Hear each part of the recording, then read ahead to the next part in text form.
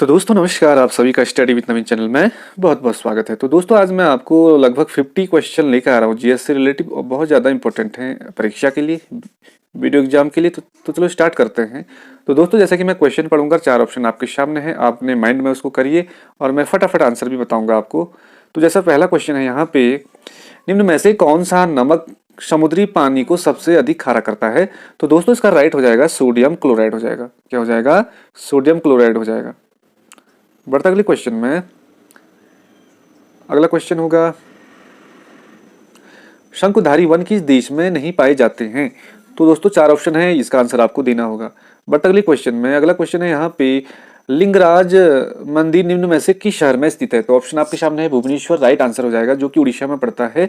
तो लिंगराज मंदिर भुवनेश्वर में है, उड़ीसा राज्य में। बढ़ते अगले क्वेश्चन में, अगला क्वेश्चन है, ग्रीक रोमन कला किस स्थान में मिलती है? तो ग्रीक रोमन कला गंधार जो स्थान में मिलती है। बढ़ते अगले क्वेश्चन पे, अगला क्वेश्चन है, राजस्थान में माउंट आबू स्थित दिलवाड़ा मंदिर किन अनुयायियों द्वारा निर्मित किया गया है? तो जो दिलवाड़ा मंदिर है ये राजस्थान में है, माउंट आबू जो स्थित दिलवाड़ा मंदिर है ये राजस्थान में है और ये जैन समुदाय के लोगों के लिए समर्पित है। अगला क्वेश्चन है, सर्वोच्च न्यायालय में नियुक्त प्रथम महिला न्यायाधीश थी? तो सर्वोच्च न्यायालय में प्रथम महिला न्यायाधीश थी एम फातिमा बीवी, राइट आंसर हो जाएगा। बढ़ता अगले क्वेश्चन में, अगला क्वेश्चन है, कौन सा देश अफगानिस्तान से जुड़ा नहीं है कह रहा है? तो उज्बेकिस्तान, तुर्किस्तान, तजिकिस्तान ये सारे अफगानिस्तान के साथ जुड़े हुए हैं, रूस नहीं जुड़ा हुआ है। बढ़ता अगले क्वेश्चन में, अगला क्वेश्चन है, कौन से महासागर की आकृति अंग्रेजी के अक्षर एस टाइप के है, एस के समान है? तो दोस्तों इसका जो राइट आंसर होगा, अटलांटिक महासागर की जो आकृति है अंग्रेजी के शब्द एस के आकार की है। बढ़ता अगले क्वेश्चन में, निम्नलिखित में से पृथ्वी के एक तरफ ग्रह है? कौन कौन से ग्रह है पृथ्वी के एक तरफ? बृहस्पति है और मंगल ग्रह है, राइट हो जाएगा। बढ़ता अगले क्वेश्चन में, अगला है, अगला क्वेश्चन है, सर्वोच्च न्यायालय में नियुक्त प्रथम महिला न्यायाधीश कौन सी है? तो दोस्तों यह है फातिमा बीवी, राइट हो जाएगा। अगला क्वेश्चन है, भारत का वो कौन सा प्रथम राज्य है जिसका निर्माण भाषा के आधार पर हुआ है?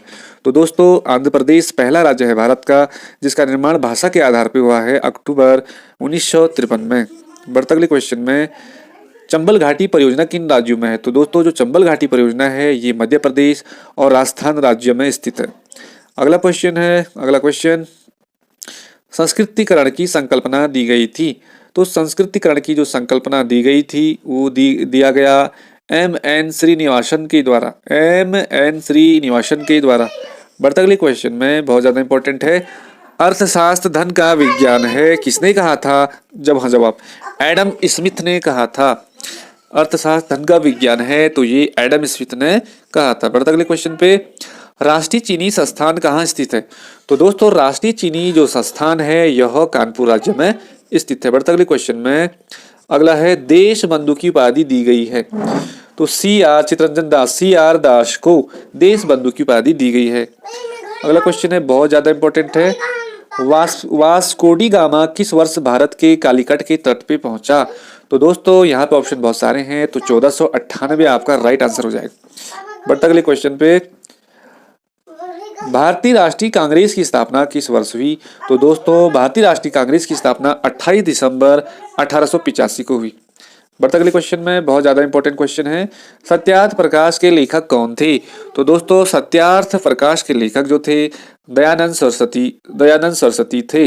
बहुत ज्यादा इंपॉर्टेंट हो जाता है परीक्षा के लिए।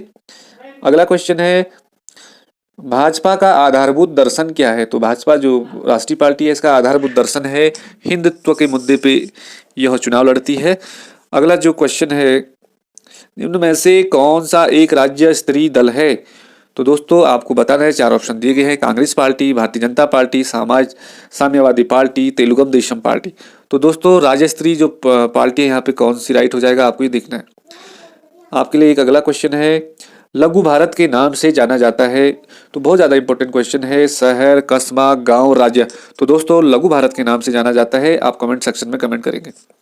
अगला क्वेश्चन है, राजनीतिक दलों को प्रतीक निर्धारण करने संबंधी विवादों का निपटारा कौन करता है? तो जो राजनीतिक दल होते हैं उन्हें जो भी चुनाव चिन्ह मिलता है उसका निपटारा कौन करता है? ये निर्वाचन आयोग करता है। बट अगले क्वेश्चन पे, निम्न में से किस देश में एक दलीय व्यवस्था है? एक दलीय व्यवस्था है तो ये चीन गणराज्य हो जाएगा राइट आंसर। बढ़ते अगले क्वेश्चन में दोस्तों, अगला क्वेश्चन है नागार्जुन सागर परियोजना किस नदी पे है? तो दोस्तों ये कृष्णा नदी आपका राइट आंसर हो जाएगा। बढ़ते अगले क्वेश्चन में सबसे बड़ा महासागर कौन सा है?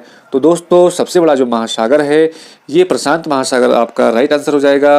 अगला क्वेश्चन है इंडिका नामक पुस्तक किस लेखक के द्वारा लिखी गई? तो ये मेगास्थनीज के द्वारा लिखी गई। दोस्तों इसमें मैं ये नहीं कहूँगा कि ये क्वेश्चन इंपॉर्टेंट है, ये सारे ही क्वेश्चन परीक्षा के लिए बहुत ज़्यादा इंपॉर्टेंट है।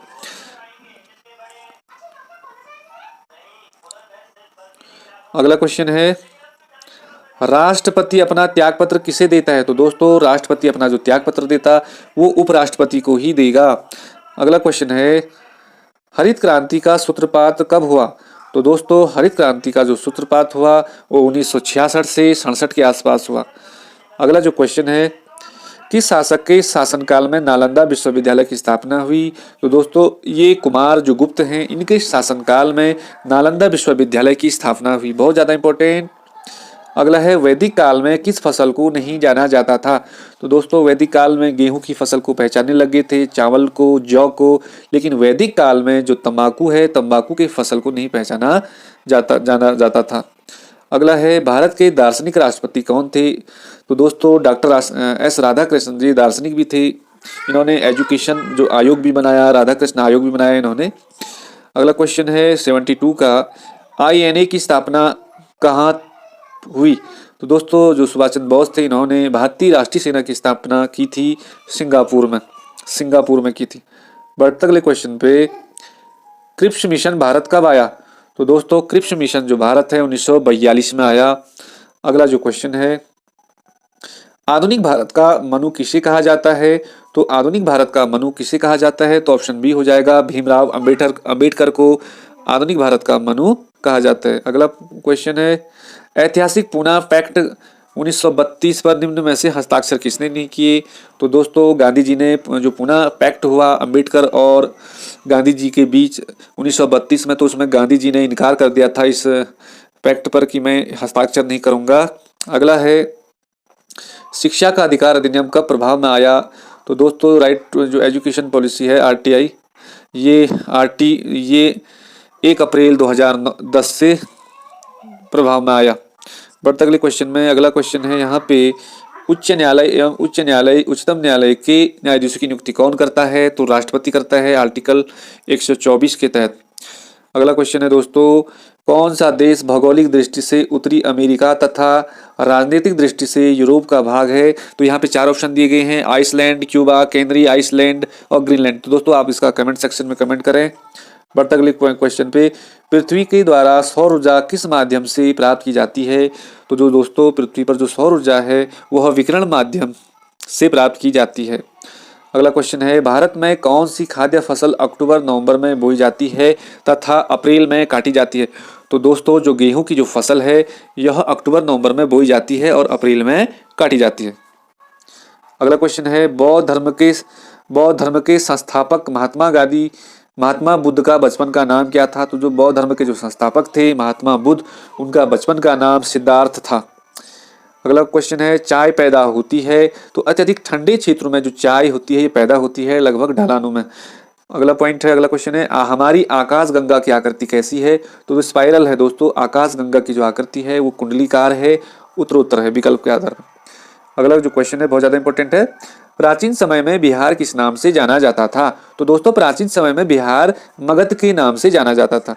अगला जो क्वेश्चन है बहुत ज्यादा इंपॉर्टेंट अशोक के अभिलेखों में निम्न में से कौन सी लिपियां प्रयुक्त हुई थी? तो ब्राह्मी लिपि अशोक के अभिलेखों में प्रयुक्त हुई थी। अगला क्वेश्चन है संसार का सबसे अधिक शहरीकृत देश कौन सा है? पावरफुल जो देश है तो दोस्तों ये सिंगापुर है और G20 का यह सदस्य भी नहीं है। मुख्य रूप से आर्थिक समस्याएं उत्पन्न होती हैं, अत्यधिक जनसंख्या से होती हैं, संसाधनों की दुर्बलता से होती हैं, बेरोजगारी से होती हैं, लघु उद्योग के अभाव से होती है। तो दोस्तों अत्यधिक जनसंख्या से ये राइट हो जाएगा। अगला क्वेश्चन है भारतीय रेलवे को सर्वाधिक राजस्व प्राप्त होता है तो ये किससे होगा? यात्री कर से होगा, माल भाड़े से होगा, यात्री किराए से होगा, परिवहन से होगा, तो भारतीय रेलवे को सर्वाधिक जो राजस्व की प्राप्ति होती है ये माल भाड़े से होती है।